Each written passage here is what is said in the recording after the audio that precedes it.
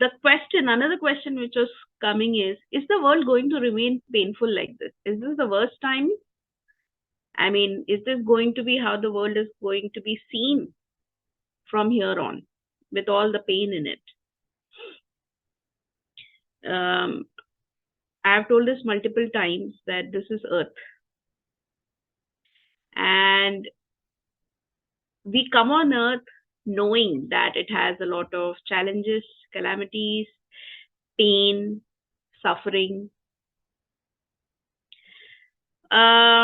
Is the world going to remain painful? Again, predictions, right? The world will remain exactly painful or not is not the question.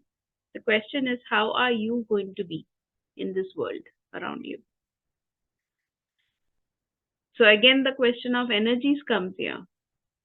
The way you're vibrating in your energy, the way you are managing whatever is thrown at you by this very world, the way you go through it is how the world will be for you. Because you must have seen a lot of times that things are happening around and it's happening almost like, for example, a natural calamity like earthquake, which Payal was talking about a while back. Earthquake is happening in that particular state to all. But the way the people manage themselves in that calamity, how they felt, what they did, what they were thinking, how they were anticipating their future to be with this earthquake, were they in fear of will this earthquake actually make my building fall and will I be under the building? So all these things is creating a world around them.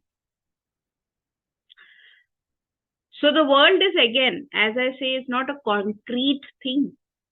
We see it in a concrete form, like the sofa I am sitting on. It looks concrete and that is why it's holding me.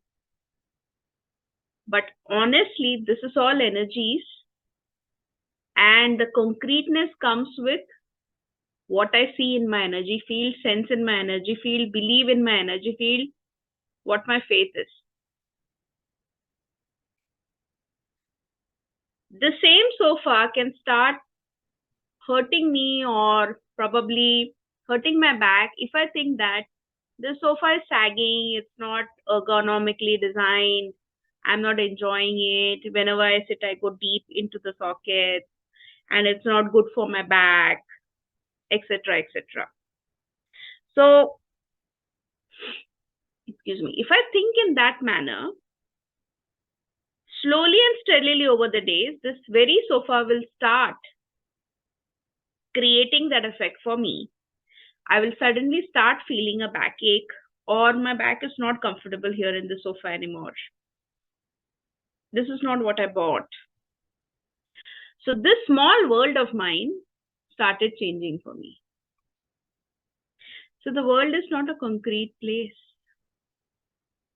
It shifts and changes with you.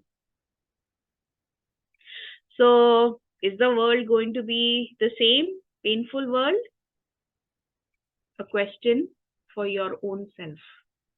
What are you creating? What are you creating every second? And I leave you with that. Adding to it, now this comes from the recent podcasts that I have been listening to and a lot of reading that I'm doing, and reading real good saints, lives of those saints, and how they had worked around with the energies.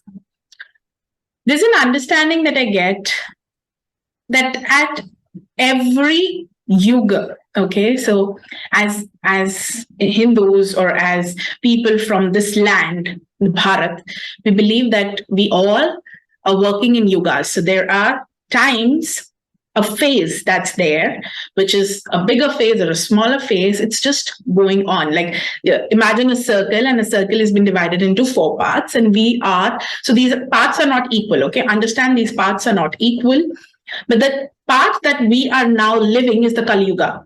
okay, which is said to be the most um, materialistic in nature, and the values are not something that people work on. The values have entirely changed. There's no value of humanity, etc., etc.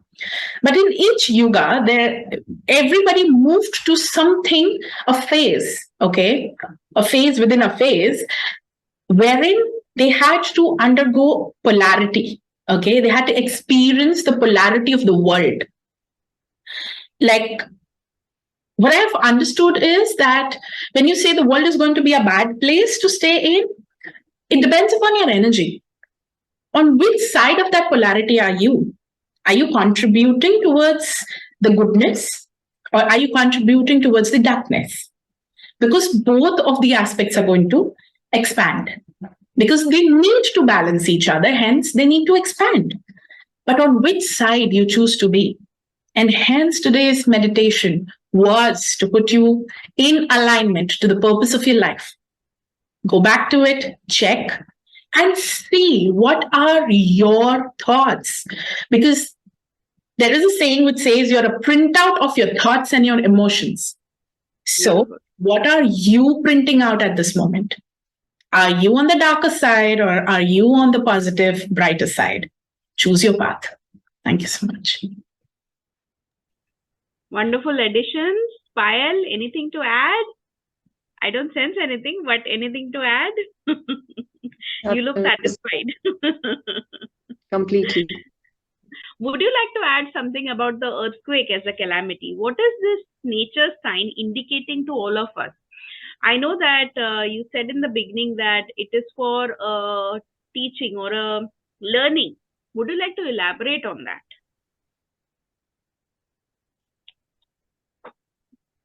It's actually the universe is taking everyone towards humanity, what you both were talking about, which is actually like a awakening in everyone's heart so that they get diverted to the goodness of their souls and they come up on that path.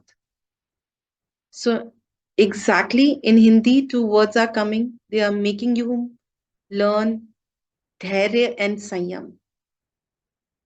That is what this calamity is teaching everyone, which everyone needs to work. That's all.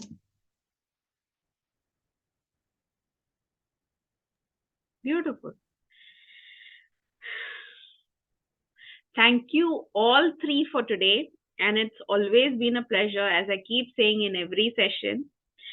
Whatever chats we have off the recording as well and on the recording, it's a pleasure. It comes so smoothly. And it's a blessing. It's always a blessing to have all of us three together. And we missed it during the January month for whatever reasons. We all three were occupied in something or the other. But we are going to continue doing this on a monthly basis as we had already planned since 2 years. And anyone as a healer who would like to join us for a day and bring your own expertise, your meditation, or your words into the group Nothingness Begins, welcome. Welcome with us.